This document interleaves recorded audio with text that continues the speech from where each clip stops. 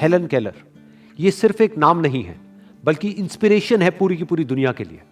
अगर आप डिटेल में जानना चाहते हैं कि उन्होंने ऐसा क्या अचीव किया है अपनी लाइफ में जिसकी वजह से उनको एक इंस्पिरेशन की तरह देखा जाता है पूरी की पूरी दुनिया में, तो उनकी ऑटोबायोग्राफी है the story of my life, उसको आप पढ़ सकते हैं।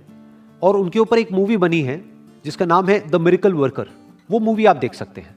और 2005 में एक मूवी आई थी इंडिया में ब्लैक के नाम से, जिसमें अमिताभ बच्चन थे और रानी मुखर्जी थी, तो आप वो मूवी भी देख सकते हैं। That was inspired from the life of Helen Keller.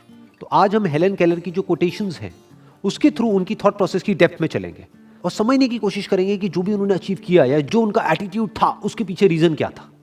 लेकिन उससे पहले मैं शॉर्ट में आपको थोड़ा सा उनके बारे में बता देता हूं। हेलन जब सिर्फ 19 महीने की थी तब उनको एक बीमारी हुई थी।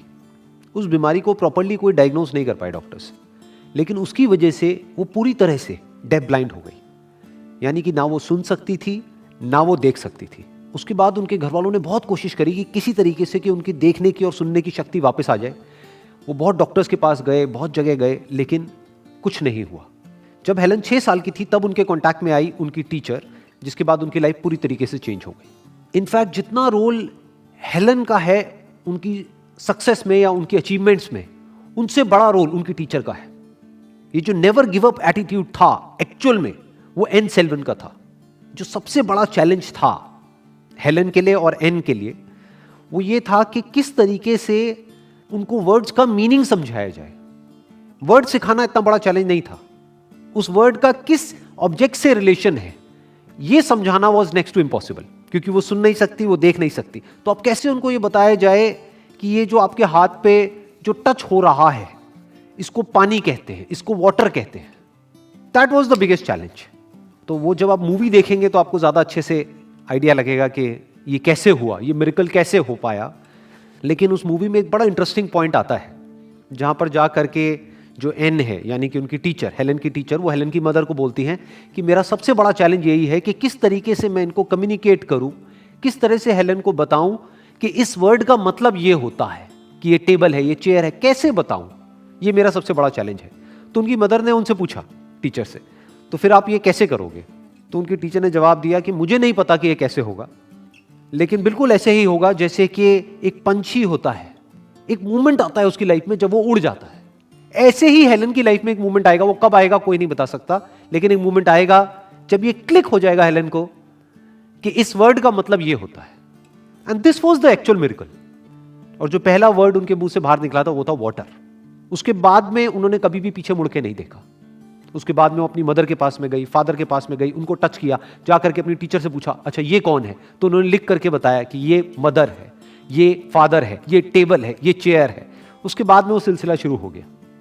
इनफैक्ट ये जो स्टोरी है ये सिर्फ हेलन की नहीं है, ये हेलन और एन की स्टोरी है, क्योंकि मरते दम तक एन ने हेलन का साथ नहीं छोड़ा। तो ये सिर्फ एक टीचर और स्टूडेंट की रिलेशनशिप नहीं है, ये एक दोस्ती की कहानी है, कंपेनियनशिप की कहानी है। तो इस कहानी से सिर्फ हम ये नहीं सीख सकते कि ये इम्पॉसिबल कुछ भी नहीं है इस दुनिया में, हम ये भी सीख सकते हैं कि एक रिलेशनशिप क्या होती है, कि अगर दो लोग साथ में आ जाए जिनकी अपनी अलग अलग पावर्स हो तो वो दोनों मिल करके किस तरीके से मिरेकल्स कर सकते हैं। तो हेलन उसके बाद में सीखती चली गई वर्ड्स, वर्ड से बने सेंटेंसेस, सेंटेंसेस से फिर ग्रामर, फिर उसके बाद में लिप्स को टच करके और थ्रोट को टच करके वो बोलना भी सीख गई। और वो दुनिया की पहली ऐसी इंसान बनी जो कि डेफ ब्लाइंड होने के बावजूद भी उन्होंने अपनी ग्रेजुएशन कंप्लीट करी बैचलर ऑफ आर्ट्स में। लेकिन वो यहाँ नहीं रुकी, ये सिर्फ एक शुरुआत थी। तो ना सिर्फ उन्होंने पढ़ा और बोलना शुरू किया, उन्होंने लिखना भी शुरू कर दिया। उन्होंने कई बुक्स लिखी, जिसमें से सबसे पॉपुलर उनकी जो बुक है वो है the story of my life, जो उनकी ऑटोबायोग्राफी है। और सिर्फ इतना ही नहीं, पूरे वर्ल्ड में उन्होंने ट्रैवल किया as a lecturer. So she was not just a graduate but also an author and a lecturer. ये थी उनकी अचीवमेंट। और कौन है ये इंसान जो कि ना देख सकती है ना सुन सकती है बचपन से ही? तो इस इम्पॉसिबल काम को इन दोनों ने मिलके, हेलन ने और एन ने मिल करके कैसे पॉसिबल किया, ये अगर आप और डिटेल में जानना चाहते हैं तो आई स्ट्रांगली रिकमेंड यू कि एक बार ये मूवी जरूर देखो आप, द मिरेकल वर्कर। तो अब हेलन केलर की जो पॉपुलर कोटेशंस हैं उसकी हम डेप्थ में चलेंगे और समझने की कोशिश करेंगे कि ये जो उन्होंने अचीव किया उसके पीछे क्या थिंकिंग थी। तो उनका पहला कोट है, the only thing worse than being blind is having sight but no vision. मतलब ना देख पाना, इससे खराब क्या होगा सोचो। मतलब हम किसी कमरे में बैठे हों और एकदम से लाइट चली जाए और अंधेरा हो जाता है कुछ देर के लिए, तो कैसा फील होता है। सोचो वो इंसान जिसकी जिंदगी में अंधेरा हमेशा के लिए हो गया है, वो कुछ देख ही नहीं सकता है। तो ये अपने आप में छोटी प्रॉब्लम नहीं है, बहुत बड़ी प्रॉब्लम है। लेकिन वो कह रही है इससे भी बुरा क्या हो सकता है। इस अंधेरे से भी जो और ज्यादा डार्क है वो है आपके पास आंखें तो हैं लेकिन कोई विजन नहीं है। अगर आप ये मूवी देखेंगे जिसकी मैंने अभी बात करी, द मिरेकल वर्कर, तो आपको समझ आएगा कि ये विजन एक्चुअल में जो हेलन कुछ कर पाई उसके पीछे किसी की विजन थी। वो थी एन सिलिवन की विजन, उनकी टीचर की विजन।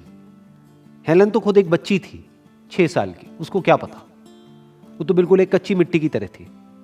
उसके पेरेंट्स ने उम्मीद छोड़ ही दी थी। जो एन की विजन थी, जिस तरीके से वो हेलन को देख रही थी, उसमें सबसे बड़ी रुकावट खुद हेलन थी और हेलन के पेरेंट्स थे। वो उस विजन को पूरा नहीं होने दे रहे थे, लेकिन ये अड़ी हुई थी। एन ने अपनी विजन को नहीं छोड़ा। एन ने हेलन में कुछ ऐसा देख लिया जो और कोई नहीं देख पा रहा था, इसलिए वो विजन पॉसिबल हो पाई। इसी तरीके से अगर हम खुद को सिर्फ उतना ही देखते हैं, आंखों से क्या होता है, हम देख सकते हैं। क्या देखेंगे शीशे में, हमको क्या दिखेगा, हमको एक बॉडी दिखेगी। अरे तो बॉडी तो जानवरों की भी है, बॉडी तो सबकी है। ऐसा क्या खास है आप में, ऐसा क्या है आप में जो आप कर सकते हो जो इस पूरी दुनिया में और कोई नहीं कर सकता। अगर उसको आप डिस्कवर कर सकते हो और उसके बारे में सोच सकते हो और उसको अचीव करने के लिए स्टेप्स उठा सकते हो, इसको विजन बोलते हैं। मतलब अगर आप अपने अंदर कुछ ऐसा देख सकते हो जो शीशे में नहीं दिख रहा है, that is vision. That is better than eyesight. आंखें आपको सिर्फ वो दिखा सकती है जो है, लेकिन जो हो सकता है वो आंखें नहीं दिखा सकती। उसको हमें अपने अंदर पहले देखना पड़ता है, फिर वो बाहर पॉसिबल हो पाता है। एक और इनका बड़ा इंटरेस्टिंग कोट है जो इसी से रिलेटेड है, वो है when one door of happiness closes, another opens. But often we look so long at the closed door that we do not see the one which has been opened for us. सबसे पहले समझते हैं कि quotation आ कहां से रही है। ये आ रही है हेलन के स्टैंड पॉइंट से। उनके 2 ऐसे दरवाजे जिस दरवाजों से हम सीख सकते हैं, हम सब सीखते हैं, वो दोनों ही दरवाजे हेलन के लिए बचपन में ही बंद हो गए थे। कौन से दरवाजे? देखने का और सुनने का। तो अब अगर वो चाहती तो वो उन्हीं बंद दरवाजों की तरफ देखती रहती, लेकिन उन्होंने ऐसा नहीं किया। उन्होंने ये देखा कि अगर मेरे ये 2 दरवाजे बंद हुए, यानी ये 2 सेंसेस मेरे काम नहीं कर रहे हैं, तो एक और सेंस है, द सेंस ऑफ टच, उसको उन्होंने हाइटेंड कर दिया। इनफैक्ट उनका सेंस ऑफ टच बहुत ज्यादा हाइटेंड हो गया था कि वो टच करके, अगर कोई बोल रहा है तो यहां पे टच करके और यहां पे टच करके वो पता लगा सकती थी कि सामने वाला क्या बोल रहा है। तो ये कोई छोटी अचीवमेंट नहीं है, बहुत बड़ी अचीवमेंट है। तो इनसे हमको ये सीखना है, ये इंस्पिरेशन लेनी है कि अपनी छोटी छोटी प्रॉब्लम्स की वजह से बस रोते नहीं रहना है, जैसा हम करते हैं ज्यादातर, कि अपने दुखड़े नहीं रोते रहना है कि कुछ हो गया है हमारे साथ में, बस उसी को लेकर के हम रोए चले जा रहे हैं या उसी के बारे में हम सोचे चले जा रहे हैं। अब वो चाहे कुछ भी हुआ है। इनफैक्ट लाइफ को अगर आप बारीकी से ऑब्जर्व करोगे तो लाइफ में सिर्फ एक ही चीज कांस्टेंट है, वो है चेंज, बदलाव। यही कांस्टेंट है।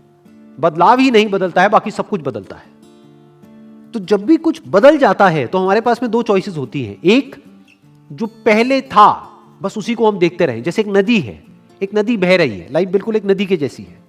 लाइफ को अगर बारीकी से समझना है तो लाइफ को एक नदी की तरह देखो, बहती हुई नदी जिसमें अलग अलग फॉर्म्स बनती रहती है। 2 लहरें होती हैं, आपस में मिल जाती हैं, बिछड़ जाती हैं, बुलबुले बन जाते हैं, मिट जाते हैं। ये सब चलता रहता है उस नदी में। तो हमारे पास में 2 ऑप्शंस होते हैं जब हम बैठ करके उस नदी को देख रहे हैं। एक कि जो था बस उसी के बारे में हम बैठे बैठे सोचते रहे कि वो कितना सुंदर बुलबुला था, मुझे उसको देख करके बहुत खुशी होती थी। अब देखो वो फट गया है, वो मर गया है। अरे भाई कुछ मरता नहीं है। अगर बारीकी से ऑब्जर्व करोगे नदी में, क्या बुलबुला मर गया है? क्या बन गया है? वो पानी। बुलबुला बनने से पहले वो क्या था? पानी। जिस वक्त बुलबुला था उस वक्त क्या था? पानी। तो क्या बन रहा है, क्या मिट रहा है? कुछ भी नहीं, सिर्फ बदल रहा है। यही प्रकृति का नियम है। जब भी कुछ बदलता है तो कुछ मरता है, तभी कुछ पैदा होता है। जब हमारे अंदर कुछ मर जाता है तभी तो कुछ नया पैदा होता है। तो रोना क्यों है कि वो मर गया है? अरे कुछ नया भी तो पैदा हुआ है उसके साथ में, उसको तो देखो। और लाइफ को अगर आप और बारीकी से ऑब्जर्व करोगे तो आप देखोगे we are living in the field of infinite possibilities. Life में क्या क्या हो सकता है उसकी कोई लिमिट नहीं है। आप क्या क्या कर सकते हो उसकी कोई लिमिट नहीं है। इसका मतलब क्या है कि बंद दरवाजे तो लिमिटेड हैं, लेकिन जो खुले हुए दरवाजे हैं वो अनलिमिटेड है, वो इन्फिनिट है। सिर्फ कुछ दरवाजे बंद होते हैं, लेकिन हर मोमेंट में अनलिमिटेड दरवाजे खुले रहते हैं हमेशा। बस हमारी नजर वहां पर नहीं जाती है क्योंकि हम बंद के बारे में ही सोचते रहते हैं। तो ये कहा जा रहा है कि जो रास्ता बंद हो गया है उधर मत देखते रहो, जो रास्ते खुले हुए हैं उधर देखो और आगे बढ़ो। Next quote is never bend your head, hold it high, look the world straight in the eye. दुनिया की आंख में आंख मिला करके बात करने का दम होना चाहिए आपके अंदर। इसका मतलब क्या है? इसका मतलब यह है कि खुद को किसी से भी कम मत समझो। इसका मतलब यह नहीं है कि खुद को दूसरे से ज्यादा समझो। मुझे पता है जैसे मैं ये लाइन बोलूंगा कि खुद को किसी से कम मत समझो, आपकी ईगो को बड़ा मजा आएगा सुन करके। आप कहोगे अरे वाह, इसका मतलब मैं तो ये मैं तो वो। नहीं, ये नहीं कहा जा रहा है। ये कहा जा रहा है खुद को किसी से कम मत समझो। तो आप ना किसी से कम हो ना किसी से ज्यादा हो। कुछ आपकी वीकनेसेस हैं जो सामने वाले की स्ट्रेंथ हो सकती है, कुछ सामने वाले की वीकनेसेस हैं जो आपकी स्ट्रेंथ हो सकती है। सिर्फ अपनी वीकनेसेस को सामने वाले की स्ट्रेंथ से क्यों कंपेयर कर रहे हो? इनफैक्ट कंपेयर ही क्यों कर रहे हो? अपनी स्ट्रेंथ्स की तरफ देखो ना। ये देखो ना कि आप क्या कर सकते हो, ये नहीं कि क्या आप नहीं कर सकते। ये मत देखो कि आपके पास में क्या नहीं है, ये देखो कि क्या है और क्या हो सकता है। Most important. तो डरो मत, इस दुनिया से डरो मत, क्योंकि जो डरता है उसको ये दुनिया और डराती है, जो दबता है उसको और दबाती है, जो अपने आप को इंफीरियर समझता है उसको और ये रियलाइज कराया जाता है कि वो इंफीरियर है, जो दबता है उसको इतना दबा दिया जाता है कि उसको आगे बढ़ने का मौका तक नहीं मिलता है। तो always look at this world straight in the I, not with arrogance. इसलिए नहीं कि मैं तो ये मैं तो वो तो नहीं, ना मैं आपसे कम ना मैं आपसे ज्यादा। और सबसे इंटरेस्टिंग बात पता है क्या है इस कोटेशन की? कि ये देखो, ये कोटेशन आ कहां से रही है। वो जो खुद देख नहीं सकती, वो ये कह रही है कि अगर आप नहीं भी देख सकते तब भी दुनिया की आंख में आंख डाल करके बात करो। अगर आप नहीं देख सकते तो इसका मतलब ये नहीं है कि आप सामने वाले से कम हो। इसी तरह से अगर आपके पास में कुछ ऐसा नहीं है जो सामने वाले के पास में है, तो इसका मतलब ये नहीं है कि आप सामने वाले से कम हो। तो कॉन्फिडेंस से देखो उसको। तो जो भी कुछ इन्होंने कहा है या जो भी कुछ इन्होंने किया है अपनी पूरी लाइफ में, अगर उस सबको सम अप करना हो एक लाइन के अंदर अंदर, तो वो क्या है कि कभी भी सर झुका के मत जियो, चाहे कुछ भी हो जाए। सर झुका के मत जियो, सर उठा के जियो। Wish you all the very best. Thank you so much.